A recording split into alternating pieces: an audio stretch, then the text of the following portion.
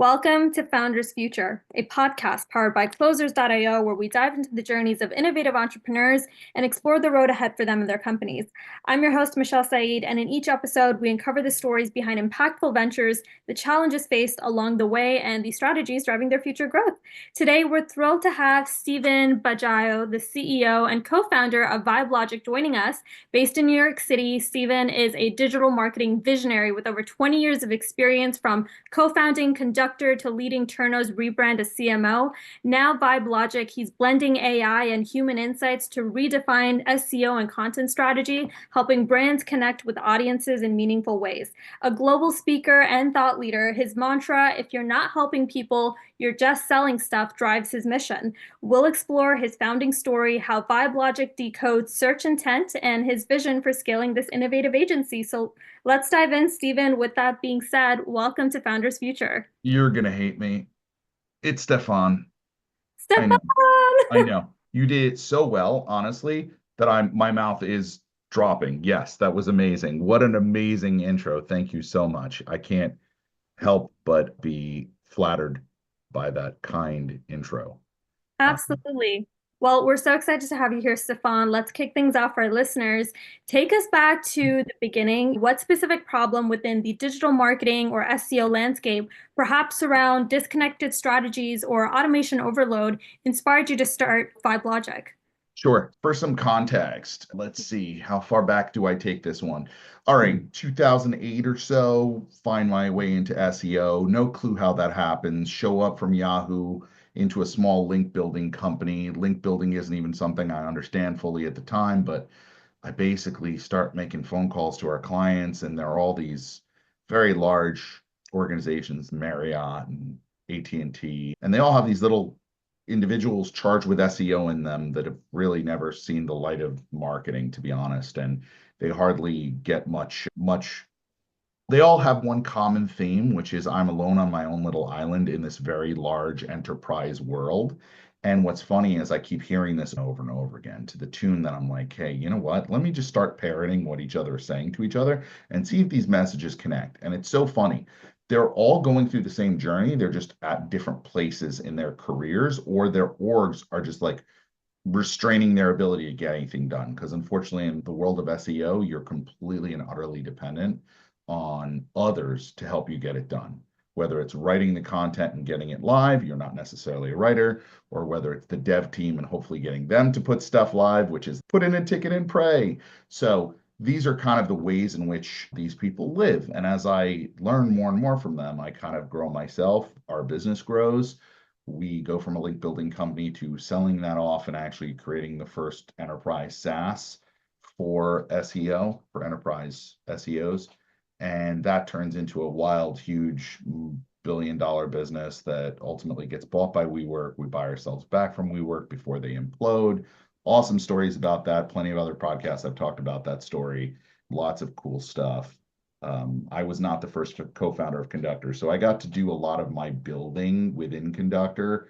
Every single time there was a kind of, I was a co-founder by title, but every single time there was a request for something new, I Mhm. would go off and build it. So let's go build a professional services team, aka SEO agency within Conductor, a software platform. 0 individuals to 65 globally in 3.5 years, probably. So Wow. millions of dollars generated in revenue, awesome clientele, as you can imagine, insights and access to all of these crazy, huge, you name it, Uber, Apple, every single major brand you can think of, Visa. I get to see how their quote unquote SEO works. Long and short of it, it doesn't really exist at most of these companies, and it's actually quite shocking, right?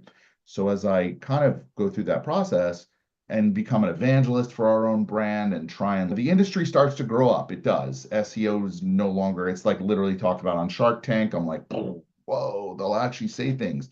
I used to make the joke that SEO was Stefan's employment opportunities. But like in reality, people start to get it, right? Long story long, as the industry evolves and people start getting it, I go off and think, okay, I'll do the CMO world and I'll kind of move on after Conductor and so on. But I keep having this nagging issue, and it's that these large companies aren't doing marketing correctly. They're not marketing to the humanity. In fact, more of humanity is leaving marketing than ever. I love AI. I love AI probably more than the next person. I Mm, am like huge early adopter, all up in the custom GPTs, spending 200 bucks a month on the extra pro, whatever we call that version of GPT, like agentic stuff. I'm talking about it on stages. I probably shouldn't have the right to talk about it. But the reality is, I see this big problem. And the big problem is the humanity is leaving the marketing.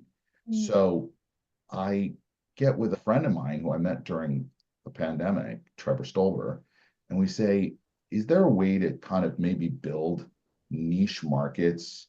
Ultimately, we want to build software, but for now, just to fund ourselves and get going, can we go into a market like mental health, for example, and really step in there and take the learnings we got from the world of enterprise and like some of the bigger players, and then find a way using AI to kind of make it easier to manage, but right. ultimately have the humanity that we're trying to push with marketing to solve people's problems. So that point you made earlier about my slogan, if you're not helping people, you're just selling stuff.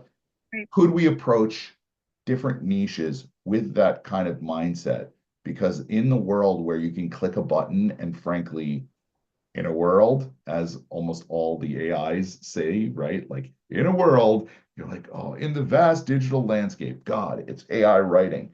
Can we Mm, actually bring humanity back to search? Can we bring humanity back to the buying process, to the understanding of people? We've mm. never had so much at our fingertips, and yet we're so callous. So perhaps empathy can win. And that's kind of the approach we're taking at VibeLogic. There's a vibe and there's a logic to it, an art and a science. And Mm. it's our jobs to bring those two things together so that we can actually connect with real people. I love that. I love the fact that you kind of made a really good point about sort of like this generalism around AI now and almost everything now just being prompted through AI. And there's almost like that distinction and sort of that human element, that human centricity is diminishing as every industry is pretty much tapping into it. Now, I want to get into the nuts and bolts for our listeners and even some potential clients that are tuning in. Walk us through how VibeLogic generates revenue today. Talk to us about your core offerings, whether it's like SEO consulting, market intelligence. How do you structure it for your clients, such as the SaaS firms or some of the mid-sized brands? Sure. So the way that we kind of approach the market is still being defined. I mean, to be frank, we're 1 year in. We are still very bootstrap, very much ground up type stuff. We'll work with enterprise clients because, frankly, I've had the experience with them. It's a little more part of our network and makes a lot of sense. In that case, when dealing with enterprise, it's very much about custom and understanding what the exact problem you're trying to solve is, but more even importantly than the problem, I found identifying what the meaning behind the problem is. So oftentimes when you think the problem is we need to create a bunch of content that does X, Y, and Z or performs for X, Y, and Z. It's not actually that. They're trying to drive a particular amount of MQLs, right? Or sales leads, or they want to influence brand, or now, even more interestingly, they want to influence the LLMs. So they're going Mm, to start, by the way, new acronyms, right? We're going to have EIO and we're going to have AEO, and then we're going to have AIO, and we're going to have all sorts of acronyms that are going to show up now in terms of or generative engine optimization. It's so essentially coming in and trying to help larger organizations understand what are you actually trying to do, right? mm, How are you trying to connect? Are you missing the mark? Too many times we walk in, and I love this. It's very easy for us to come in and talk about, which mm, is we can come in and offer the idea of a few things. One, we'll come in and talk about SEO in general. How are you performing? Are you even speaking the language of your consumer? Do you use the terms they use? Are you aware of what they find along their path? So that's kind of our more secret sauce, which is instead of just talking about how you rank, when we talk about market intelligence, we actually bring in who else is out there, what's showing up, how is that influencing your audience? So while you could be ranking great, if the next 5 results or the next 50 pieces of content they would be most likely to come across don't have a positive sentiment for your brand, don't even talk about your brand, kind of omit you from the conversation. It's just as important to know about the Reddit thread that's showing up about the topic as it is about the, I hate to say Forbes, but review site, right? That's out there actually listing you or not listing you as an option. So it's not just about a single rank anymore or a single keyword. We like to bring it to companies and explain. That's what we do with the enterprise. With the smaller, usually smaller and more niche clients, like for example, we're building a model where we think we can take a niche approach and kind of step, repeat, step, repeat, step, repeat, but not lose the actual humanity and fingerprint to it.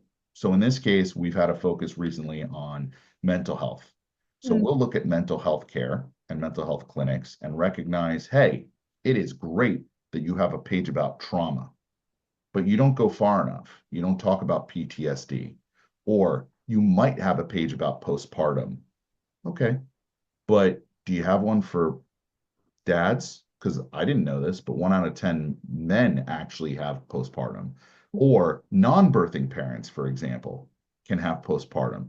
Are you going far enough? Are you actually creating those pieces of content? Are you being supportive?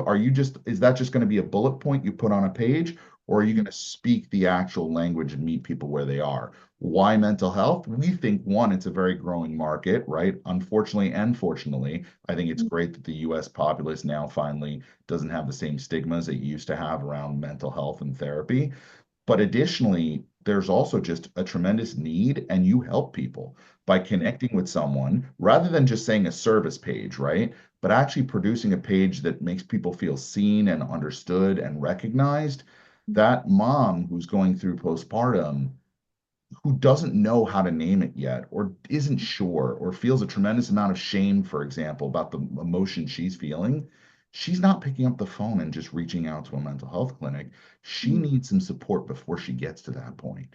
And mm, that's where people's content can actually step up and play a significant role, kind of online. And while, yeah, we can say that can be built with AI and all of that good stuff, mm. that doesn't have the same emotional intelligence and relevance that it should. So while there's a sea of potential sameness, as my friend Will Reynolds likes to talk about in the search results, empathy is going to be the differentiator. And I think allowing companies to do that is a fundamental part of this. Yeah, absolutely. And I think that's across outside of SEO, that's what's missing across so many different marketing engines right now and tactics is like really like you said it, that empathy, that emotional intelligence, and really like how do we use human-centered stories to speak, right? Rather than having all of these different services listed or just all of these targeted, highly targeted keywords. Love the fact that you're really bringing that sort of approach on the forefront when it does come to SEO, especially in such an important niche like mental health. Now, But kind we of, also, just quickly, we really do to think of it beyond search, right? So just because search is a great proxy to understanding the psyche of essentially the world, right? I like to say no one lies to their search bar. So you're going to get a lot of insight in there as to what people care about. The question is, what do they then find? And so the assumption is always it's going to be you. That's at least the premise of SEO. But I like to think about it this way. So just because, for example, we get taught that people who grieve for a pet might need an actual page that makes them feel like their grief is justifiable, right? I mean, oftentimes, oh, it's a pet and it gets treated differently. However, you can have really long-term issues and problems of long-term grief that occurs with the loss of a pet. But here's where it gets more interesting. You're a local business. You're a mental health clinic.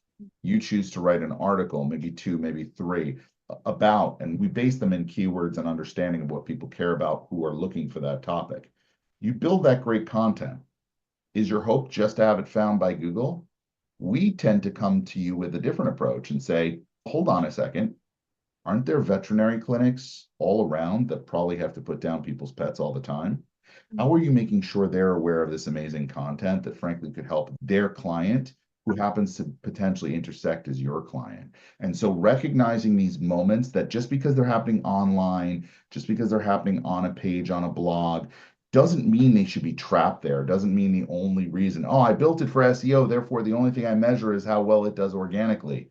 No, a really good, meaningful piece of content is meant to be seen, shared, and have an impact. And if you try and hide it like this, there's no point in painting Mona Lisa and putting her in a box, right? Mm. So our approach is very much just because a channel helps identify a need doesn't mean the only measurement is that channel.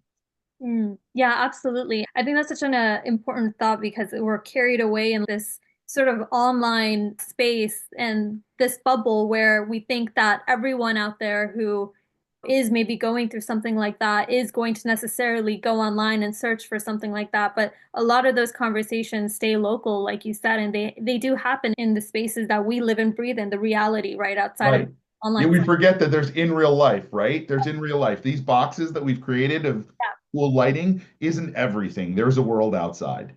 Yeah, absolutely. And I love the fact that it's not about just sort of segmenting it for just that place, but it's also like bridging that together, that intersection. That's what's so important and facilitating a lot of that movement online where it's okay to start speaking out and start looking for those resources in that sense. Now, kind of building on your speaking at SEO Square and LinkedIn Thought Leadership, how are you currently acquiring some of your clients today? Which channels, whether it is your podcast, LinkedIn, Trevor's SEO network, have been effective for landing clients?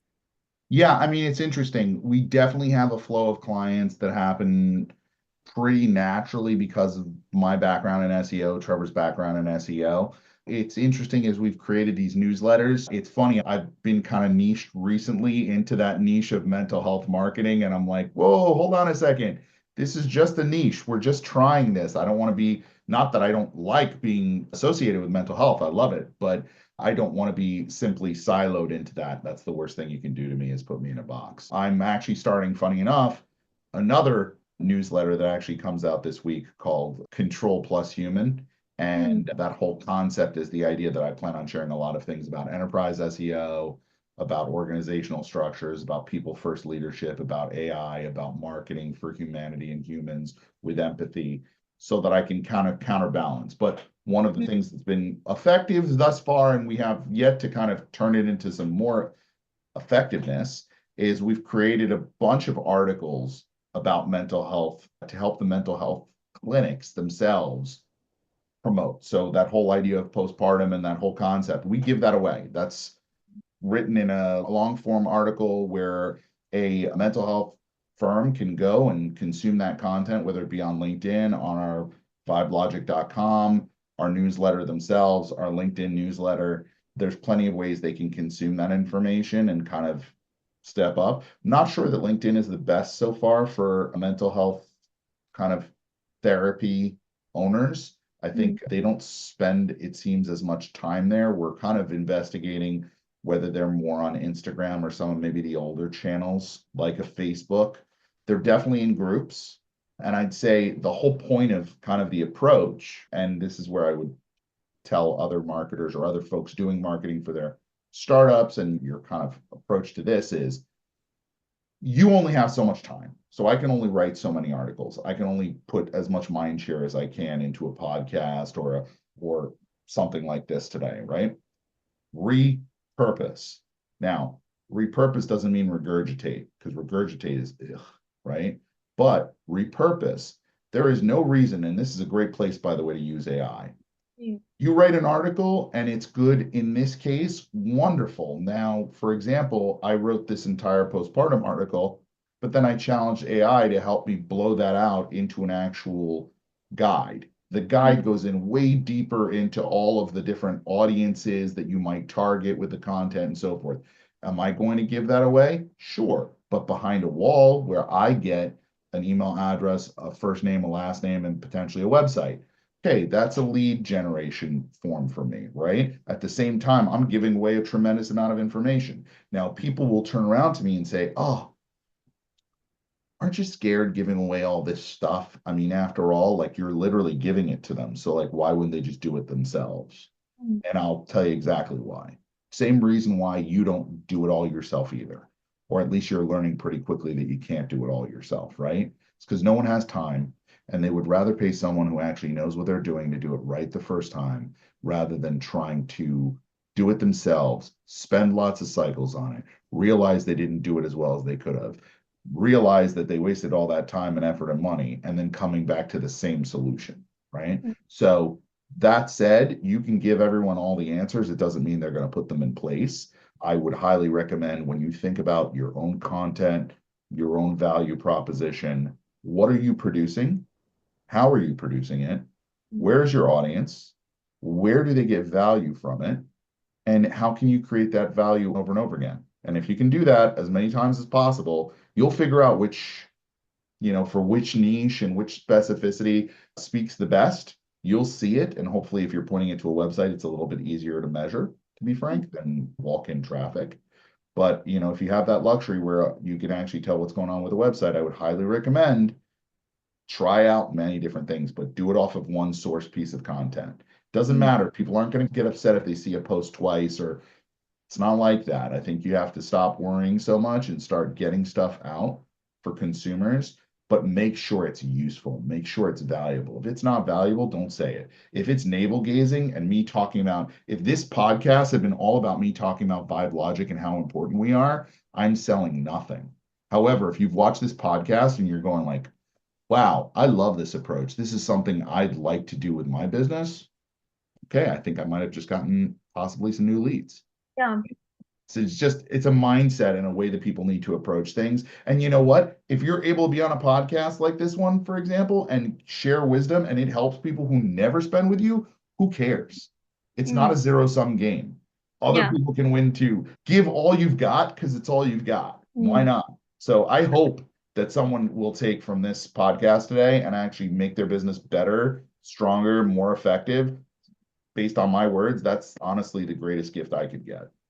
Absolutely. And I could tell as well that's where the alignment starts essentially. It's if this is going to be useful, if there's a use case here, if there is something that we can do, then it only makes sense to move forward. And I think that's ethical, first of all, but also it makes sure it ensures that what you're fulfilling on actually works. And for them as well, there's that satisfaction. Yep. Now, I'd love to learn on that note more about your approach when it comes to sales. As they come in, they consume some of that source content. What strategies have been the most effective in converting some of the leads afterwards into long-term partnerships and clients? Are you leveraging more source content right now, some of the things on LinkedIn, speaking engagement, your industry connections, or are you managing this on your own, or do you have a team involved in the conversations? Yeah, it's definitely just us right now. I'm very involved for now. As we think about growth, that'll probably change. But I think what we like to make sure of and the way that we like to approach sales is consultative, right? If, for example, I was on one call with a large national karate group, and we might have had 5, 6 calls with them. And probably, no, I shouldn't say 5, 6. I think we've probably had 4. They may not close. I'm still okay with it because I know that what I've provided them possibly can grow them as a business, and that's worth something. Now, people are going to say to me, well, who has the time to do that? Hold on a second. They're going to come back in some way, shape, or form at some point. That's the way the world works. It doesn't just disappear into the ether and never come back. At least that's what I've learned in my 46 years of life, which is that you put good out, it comes back to you tenfold. You just have to keep putting it out and not worrying about whether or not it's going to lead to that very close. I can't tell you the countless number of times someone's reached out because I helped someone in a sales process where all I was trying to do was help, not sell. One of the things I like to do and flat out tell people in the sales process is I'm judging you as a partner as much as you're judging me.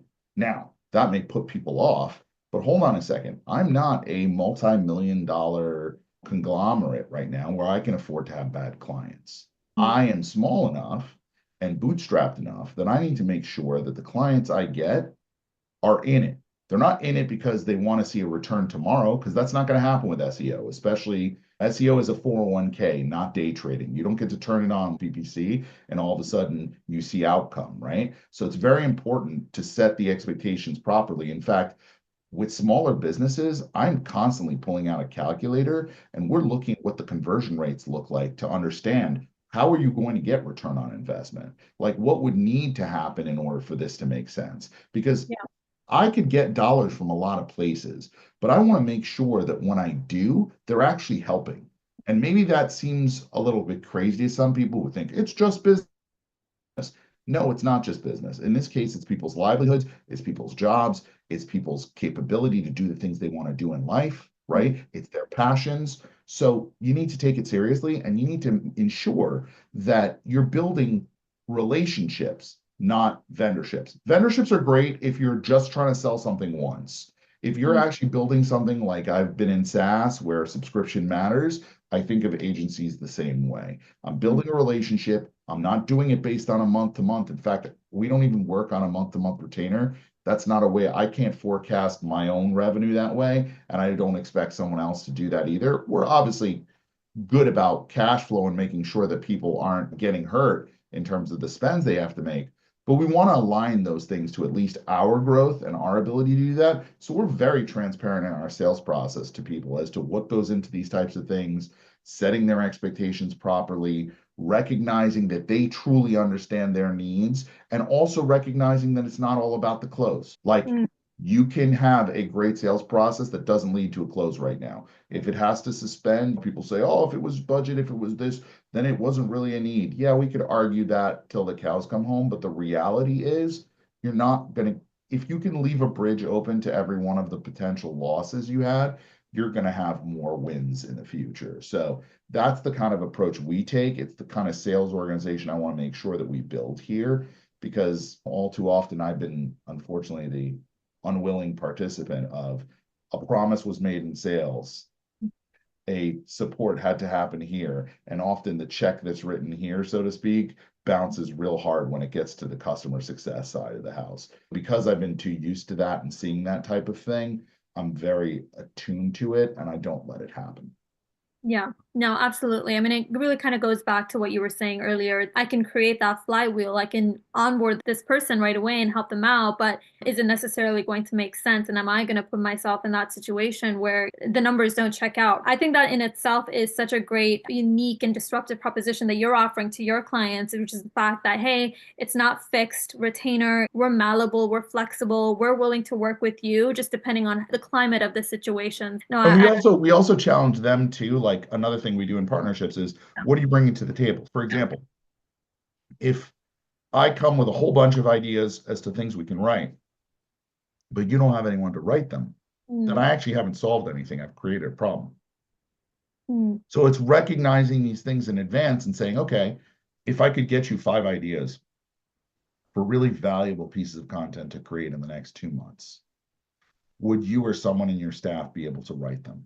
mm, Because remember, we want what's called EAT in our industry. So EEAT, experience, expertise, authority, and trust. mm, These are things that matter to Google. These are also things, by the way, in an AI world that matter most to Google because it wants to know this was actually built by, it's backed by humans, especially when it comes to what's called your money, your life sites. So financial sites, medical sites, or anything close to those, you're going to be judged differently by Google. And it's very important that you use, and I think you'll all see this in the next couple of years, the human behind the content is going to matter more than ever to say, mm, I actually stamp this as coming from me, right? mm, Because it is too easy to go on ChatGPT and spin up something that could have 16 different falsehoods in it. mm. And the reality is that those falsehoods are not always that easy to catch. I think a human stamped brought to you by is a very important thing. And I think as long as we're having that kind of conversation with our clients where they understand what it takes, we're not a just push a button and it's over. If Mm. people want that sort of thing, I'm sure we can point them places. I'm not sure it actually works. There's no easy button to this sort of thing, but that's Yeah. because it's earned, right? And so we help people earn what they deserve as long as they are willing to put the time and effort into making it happen. Yeah, absolutely. And also ensuring there's no cracks in that foundation. Like you said, if we don't have the experts in place and you identify this on an ongoing basis, how are we supposed to really move forward and execute on level three, right? If level one hasn't even been taken yet, right? Sure. Yeah, and I mean, we listen, depending on the size of company, obviously your small mental health clinic, we have devs that'll go in and actually make the changes on the website for them, Yeah. that sort of thing. We don't expect that, right? Go to $1 billion Fortune 500 or Internet Retailer 1000, we're not touching any code. Like, let's be honest. And we are stuck in a world of dev tickets where we're praying and hoping, and that's where again, that's where the conversation has to be. Okay, how do I make sure that I'm not giving you a bunch of recommendations with no implementation? Because the success rate of a recommendation with no implementation is zero. Yeah, absolutely. Now, from what it sounds like, I mean, VibeLogic really within the year has gained traction. For some of our listeners who are founders and they're still looking to find their way within their own founding story, if you can share like a bottleneck that stands out, what would it be? Is it scaling your small team right now, competing with some of the bigger agencies or something else? What's top of mind for really keeping this momentum going? Yeah, you know what it is? It depends on what kind of person you are. So it's so interesting when you get into true entrepreneurship. And by that, I don't mean, and it's not fair to say true. I rescind that statement. I'm not PE backed. I'm not VC backed. The money here is my money. It's Trevor's money. If we don't make, we don't make. And if we don't, there's reality is pretty close, right? It's pretty close to your back and it's nipping at your heels always. Now, where you spend your time becomes very interesting in those cases, right? Are you spending your time marketing? Are you spending your time selling? Are you spending your time building? Are you spending your time servicing? These are all, are you spending your time creating technology so that these builds and services and sales can all be done faster and more effectively, right? When you have ADD like I do, and so many other folks do, right? And when you also have passion like I do, which so many other folks do, it's about making sure you're channeling it in the right places and recognizing that you might not, I have the title of CEO and co-founder, but I might not necessarily be the one to define what my to-dos are today. So I know that sounds crazy, and having good partners who can come in, who complement you in terms of their capabilities and knowledge base, ones who can help channel you and set you on the right path, even if it's not always 100% the right path, but set you on a path so that you can channel that passion, channel that expertise, channel that emotion. Should I have sat here and written out that control plus human newsletter and started that thing today? I had a conversation with one of our consultants who helps us with organization and so forth. And she was like, you've got to focus on that. It's something that right now you might have deviated a little too far to the mental health care space, and the rest of your 20 something thousand followers on LinkedIn don't necessarily understand that. And they're recognizing in conversations you're having with them and thinking, all you do is mental health. No, it's not. Bring it back. Okay, so then I have to spend the X number of hours writing up the articles and thinking through the process of that. And so, really, what I'd say is you may always think you know what you should be working on. The fact of the matter is, in a business like ours, and I say small business, just getting started, it's whack-a-mole, right? And you constantly do. The problem is every time you shift gears, you lose momentum, you lose flow, you lose process. So just make sure that you time box things, you're looking at things objectively, and yeah, I mean, really break it up, chunk it. What's the best way to eat the frog, or not eat the frog, eat an elephant, right? One mouthful at a time. So you've got to break it up and think about how to go through that process. If you're not doing that, it'll just be a bunch of overwhelming mess and you'll be just whacking at everything you can Yeah. trying to survive. And that's not a way to be. It really isn't. It's not good for your health. It's not good for your momentum. And frankly, it's not even, let's say you did get the right kind of like 5-year-olds playing soccer, they all run to the ball, right? And then the ball goes in the goal, but nobody could replicate that again, right? Yeah. So even if you get your order of hitting the whack-a-moles in the right order, good luck doing that 2 times in a row. So I would say try to segment, try to break things up. If you're not a natural born organizer, get someone who is to offset, even if you have to pay them as a consultant. It's 1000% worth it. It'll help make you twice as effective as you probably are. Yeah, absolutely. And it's one of the hardest things about being a CEO and founder. It's that syndrome that happens, or it's that inability to delegate and really create the systems in place so that there is that sustainability and more so that predictability when it comes to revenue being generated month over month. Yep, absolutely. It's a one, lose the ego, right? The ego's not helping you. Yeah. Thank you, but I don't need those thoughts today. That's kind of a constant mantra you have to do. And I mean, half of it's fear and the other part's ego, and you kind of have to push both to the side and Yeah. say, now I'm moving forward with blinders on, let's go. You Yeah. just need to know which direction to go sometimes. And it's okay to be wrong. But I would say one of the biggest flaws that I've had, and I think everyone else does have, and frankly, you're probably going to fail. I know this sounds nuts, but a lot of businesses, the math is not in our favor. We will fail.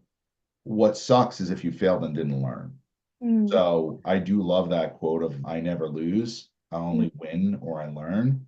So I would say just make sure that you're writing down those lessons. I know it's hard when you're in motion because it's whack-a-mole, it's move, it's survive or die type situation, and you feel like you need to be in constant motion.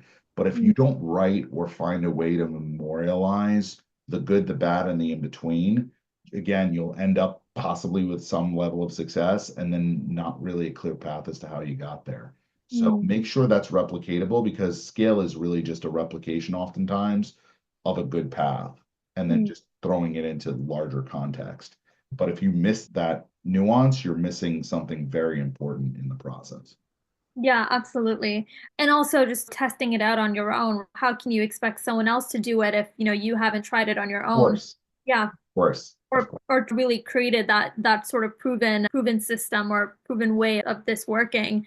Now, let's get a bit hypothetical here because I love this conversation and really your passion for more so people first and human-centric marketing. If Sure. you had a genie in the room, you rubbed the lamp, and now you have all these unlimited resources, what would you implement immediately to accelerate VibeLogic's growth today? I think I would focus a lot. Oh, that's a good question. You know what? I think I would focus a lot on trying to get a system right. There's three parts. One would be marketing. I'd want to make sure that I could market effectively at scale without losing the human aspect of it. So still providing value constantly. I have some ideas as to how that can be done and I'm working on them. But of course, that's one of the moles can't really whack right now while I've got to worry about the revenue and other things. But again, you gave me a genie, so I can worry about that now. The next thing I would say is ensuring that gets carried through to something that is replicatable in an effective way. So I really want to make sure that when we do get this influx, right, of any industry, how do we take the knowledge we learn and ensure it's not, I think a lot more can be unlocked, especially when you're in a niche, in Mm, learning an industry deep and understanding nuance. I can understand things about postpartum that maybe the average marketer who comes in here wouldn't necessarily understand, but I've done all the reading, I've started creating content, I've started thinking through the personas, I've gone. So the more of that you get, is just as relevant to someone in Portland, Oregon, who's running a mental health clinic, as it is to someone in Florida. And how are you able to take learnings that are individual and apply them to mass? And then vice versa, ones where you've recognized successes and then can replicate them because these folks aren't necessarily competing against each other. Maybe when you type in a random broad query, they are, but in their locations, they're not. And so the ability to give them this insight at a much more massive scale, learning kind of like I did SEO, right? I got a front row seat to Marriott's SEO and Siemens SEO and Overstock's SEO. And they were all telling me back to the beginning of our conversation about how they were alone on their own islands. That was yeah. a tremendous amount of business information and intelligence that I could then leverage in my future business. I think we can leverage a lot of that niche kind of data and then expose that in a meaningful way to these different local businesses that can then use that to their advantage to be better at what they do. Not just acquire more clients, but be better at what they do. That's the cool part. And so, Genie, let's go. I'm going to wish for a million wishes, and then I'm going to get this going. So, Love that. One step at a time, really. But yeah, no, really just what you said is like, how do we blow this up even more? How do we tap into some of these other verticals by using sort of that same approach that we did in mental health? Exactly. Now, one more question since we're in the lightning round. How do you see the digital marketing and SEO industry evolving in the coming years, especially with now your focus on human insights, AI? How is VibeLogic positioning itself for that type of future? Sure. So I think what we're going to see, obviously AI is consuming a lot of the oxygen in the room right now. A little more than it probably should, which is a trend that happens in search, by the way. Search is usually every 5 to 10 minutes, someone says SEO is dead. And they've been saying this for the last 2 decades of my working in the space. So I'm not really of that opinion. But I will tell you that it definitely is a game changer in regards to how people create content, what's being put out there, the way in which we work, right? All of these things are very interesting. What I think you're going to see in a world where everyone else has the same tools, you and I both have ChatGPT. What you and I don't have that's different is all of a sudden assets within businesses will have a different meaning. So the fact, for example, that the lawyer at my company has not allowed us to publish the last 200 articles over the past 5 years, those emails now become assets. Those emails become a governance process that's never been built that way before, that now gets thrown into an AI in order to create something that allows me to publish faster, because that approval process is running through its training of all the data that I've used that I never knew was unique to me. Or maybe there's data sets within my own company that don't have to be private, but they've never been organized in a way where they'd have any value publicly. But all of a sudden, at an enterprise level, I can do that and I can offer up a set of data no one else can. Wow, that changes the game. So there's a lot of things when it comes to data sets and SEO, I think, that are going to be very interesting and evolve what kind of content finds its way to the web. The last point I think I'll make about where AI kind of sits, LLMs right now, large language learning models, are really, I mean, you can say what you want about them, but ultimately they're still based on a lot of the top ranking content. Mm. Interestingly enough, we're not a believer that, like I said, you have to be the only thing that ranks. You need to stop thinking about the vertical, and people are going to have to start thinking more in terms of influence. So, how does one influence a topic? You get into the Reddit threads. You end up being on the review sites. You end up being mentioned in the articles about. This is the way in which it's more than just you ranking next to a set of keywords that ultimately allows the LLM to make that connection.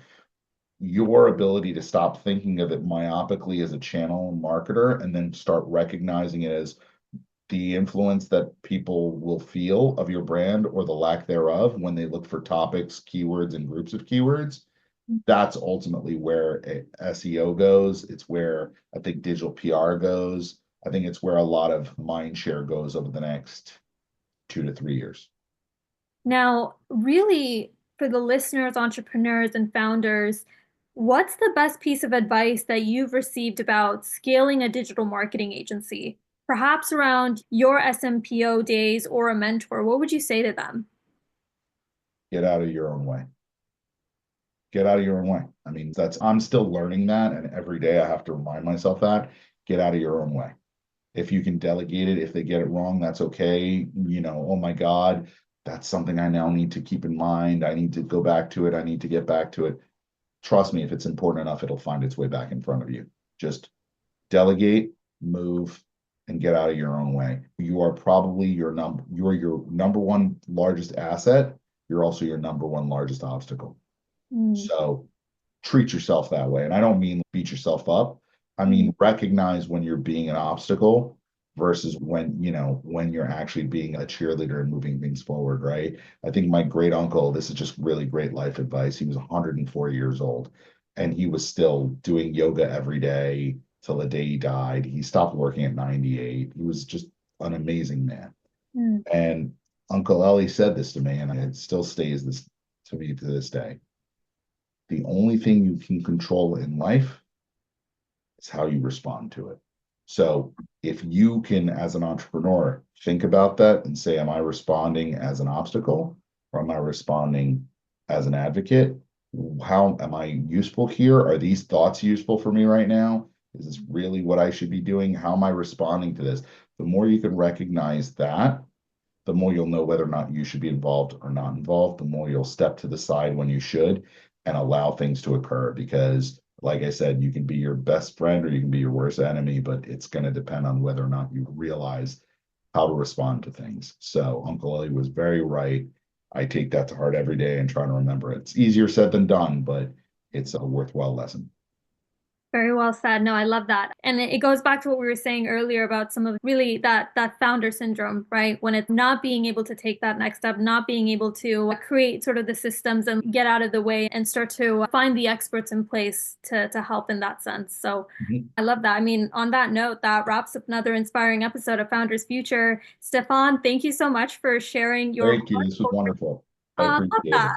I We were appreciate so it. happy to have you here. I mean, honestly, your journey so far from like co-founding Conductor to launching VibeLogic, we're excited for the runway ahead. You're transforming digital marketing with, like I said, a human-centric and AI-driven approach. To our listeners, if you enjoyed this episode, don't forget to subscribe to Founders Future wherever you listen to your favorite podcasts. You can also find some more resources and insights at closers.io, where we're dedicated to helping businesses accelerate their growth through trained appointment setters and world-class sales systems. Until then, keep climbing, and we'll see you all in the next one.